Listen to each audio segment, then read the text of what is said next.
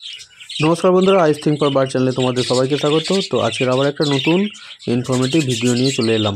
তো আজকের ভিডিওটা জাভা সম্পর্কে। তো ভিডিওর থাম্বনেল দেখেই তোমরা বুঝতে পারছো যে কোন বিষয় নিয়ে আমি আজকে বলতে চাইছি।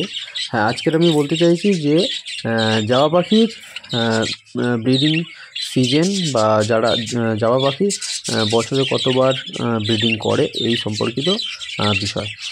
তো তোমরা দেখতে পাচ্ছ আমার কাছে যে জাভা পাখিটা আছে দুটো, মানে এক জোড়া। তো তাদেরকে আমি অলরেডি ব্রিডিং করার জন্য কিন্তু তাদের ভাঁড় লাগিয়ে দিয়েছি, এবং আমি হচ্ছে কি নেস্টিং মেটেরিয়াল হিসাবে তাদেরকে নারকেলের ছোবড়া দিয়েছিলাম। তো তারা অলরেডি হচ্ছে কি খাঁচার ভিতরে যে ভাঁড় দেওয়া আছে সেই ভাঁড়ের ভিতরে তারা সুন্দর করে বাসা বানিয়ে নিয়েছে। তো এবারে আমি তোমাদেরকে বলি যে জাভা পাখি মানে ব্রিডিং সিজন বছরে কোন সময়। দেখো, অ্যাকচুয়ালি বলতে গেলে জাভা পাখি কিন্তু সারা বছরই ব্রিড করে, ঠিক আছে। তো অত্যধিক গরম যখন পড়ে আমাদের এই পশ্চিমবঙ্গ, বাংলাদেশ এই এলাকাতে, তো এই সময় কিন্তু গরমে প্রচুর হাঁসফাঁসের পরিস্থিতিতে কিন্তু এরা মানে অতটা ব্রিডিং করতে চায় না। তো তাছাড়া কিন্তু অল টাইম কিন্তু এরা ব্রিডিং করে, ঠিক আছে। তো তোমরা ধরে নিতে পারো এরা কিন্তু সারা বছরই ব্রিড করে।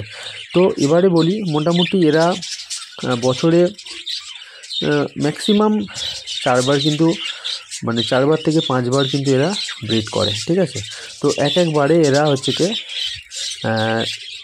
3 থেকে 7, ঠিক আছে, এভারেজ 3 থেকে 7টা কিন্তু বাচ্চা এদের কাছ থেকে তোমরা পেতে পারো।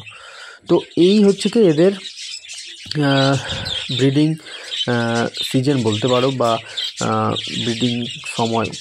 তো এবারে আমি একটা কথা বলি তোমাদেরকে, এরা হচ্ছে কি প্রায় 4 বছর, মানে বছরে 4বার থেকে 5বার, মানে তোমরা বুঝতেই পারছো যে এদের কিন্তু সেই হিসাবে রেস্ট হচ্ছে কি এরা পায় না।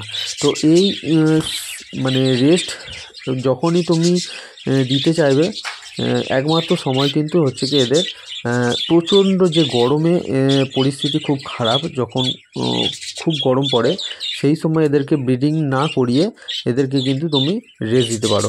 তাছাড়া কিন্তু এরা সারা বছর যেহেতু ব্রিড করে, তো এদেরকে ভালো ব্রিডিং পেতে গেলে কিন্তু কিছু কিছু জিনিস কিন্তু তোমাদের খেয়াল রাখতে হবে, ঠিক আছে। তো কিছু কিছু জিনিস বলতে ধরো পাখির কিছু খাবার যেগুলো খায় এরা, তো সেই খাবার ডায়েট চার্টের মধ্যে কিন্তু তোমাদেরকে কিন্তু খেয়াল রাখতে হবে ভালো পরিমাণে। কারণ এরা যেহেতু রাইস বার্ড বলা হয়, মানে এরা ধান খেতে খুব বেশি পছন্দ করে, তো ধানটা এদের মাস্ট দিতেই হবে, ঠিক আছে। তো সারা বছর কিন্তু এরা ধান খায়, এদের কোনো পার্টিকুলার সময় নেই যে এই সময় কিন্তু এদেরকে ধান দিতে হবে, ঠিক আছে। সারা বছরই এরা হচ্ছে কি ধান খায়। তো সেই রকমই এদের হচ্ছে কি ধান এবং বড় যে কাকনি দানা, সেই কাকনি দানা এবং ব্ল্যাক সিড এসছে মিশিয়ে এদেরকে হচ্ছে কি খাওয়ানো যেতে পারে।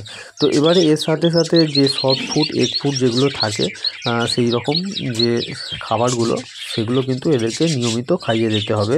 তো এই রকমভাবে খাওয়ালে কিন্তু এদের ব্রিডিংটা ভালো আসবে। তো এছাড়াও কিছু কিছু কারণ আছে যেগুলো কিন্তু আমাদেরকে খেয়াল রাখতে হবে ভালো ব্রিডিং পেতে গেলে। যেমন হচ্ছে কি এদের হচ্ছে কি খাঁচা।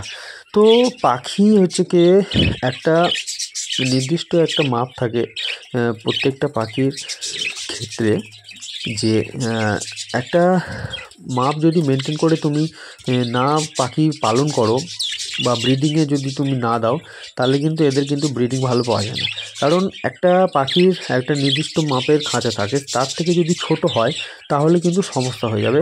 কারণ সে ঠিকমতো তার ভেতরে মুভমেন্ট করতে পারবে না, উঠতে পারবে না একটু, তাহলে কিন্তু তারা হচ্ছে কি আস্তে আস্তে কিন্তু তাদের শরীর খারাপ হয়ে যাবে, তারা কিন্তু ব্রিডিংয়ের দিকে আর মন দেবে না, তারা কিন্তু ব্রিডিং আস্তে আস্তে করা ছেড়ে দেবে, তাহলেও কিন্তু খুব সমস্যা হয়ে যাবে। তো এবারে বলি, একজোড়া জাভা পাখির জন্য তোমরা মোটামুটি 2 ফুট লম্বা, 1.5 ফুট চওড়া এবং 1.5 ফুট হাইটের একটা খাঁচা হলে কিন্তু এদেরকে কিন্তু তোমরা কিন্তু ভালোভাবে ব্রিডিং করাতে পারবে। ঠিক আছে, তো এই হলো খাঁচার একটা মাপ। তো এই মাপে কিন্তু তোমাদেরকে খাঁচা ইউজ করতে হবে, তাহলে কিন্তু তোমরা কিন্তু ভালো ব্রিডিং পাবে। না হলে কিন্তু এর থেকে ছোট খাঁচা হলে কিন্তু অসুবিধা হবে, এরা কিন্তু ব্রিডিং করতে চাইবে না। ঠিক আছে, তো আর একটা যে কারণ আছে সেটা হচ্ছে কি সবথেকে বড় ব্যাপার যে এদের হচ্ছে কি প্রাইভেসি। তো প্রাইভেসি ব্যাপারটা হচ্ছে কি দিতে হবে, কারণ এদেরকে তোমরা যেখানে রাখবে হচ্ছে কি এদের খাঁচাটা, তো সেটা যেন একটু নিরিবিলি টাইপের হয়, যেন কোনো বেশি মানুষ চলাচল না করে, কোনো কিছুতে বেশি ভয় না পায়। ঠিক আছে, এই জিনিসগুলো কিন্তু তোমাদেরকে খেয়াল রাখতে হবে, তাহলে কিন্তু তবেই এদের ভালো ব্রিড পাওয়া যাবে। না হলে কিন্তু এরা হচ্ছে কি মানে ডিমে অত তাদের ভালোভাবে তা দেবে না, সমস্যা হয়ে যাবে। ঠিক আছে, তো এবারে বলি এরা মোটামুটি একবারে মানে 5 থেকে 6টা করে ডিম পাড়ে। ঠিক আছে, তো এবং যদি পাখির গ্রোথ ভালো থাকে, পাখির শরীর ভালো থাকে, তো এরা কিন্তু প্রত্যেকটা ডিম থেকে কিন্তু বাচ্চা ফোটায় এবং প্রত্যেকটা বাচ্চাকে এরা হচ্ছে কি বাঁচিয়ে রাখে। তো জাভা পাখির এই গুণটা কিন্তু খুব ভালো আছে, কারণ এরা হচ্ছে কি প্রত্যেকটা বাচ্চাকে কিন্তু ভালোভাবে কেয়ার করে। ঠিক আছে, তো এই হচ্ছে কি ব্যাপার বন্ধুরা, তোমরা ব্যাপারটা বুঝতে পারলে। তো আমি আশা করব যে তোমরা তোমাদের কাছে যাদের জাভা পাখি আছে তারা কিন্তু ভালোভাবে এগুলো কেয়ার ট্রিটমেন্ট করবে। তো ভালোভাবে এটা করলে কিন্তু তোমরা ভালো ব্রিড পাবে। ঠিক আছে, আর ভিডিও যদি ভালো লাগে অবশ্যই কিন্তু একটা লাইক এবং চ্যানেলকে সাবস্ক্রাইব।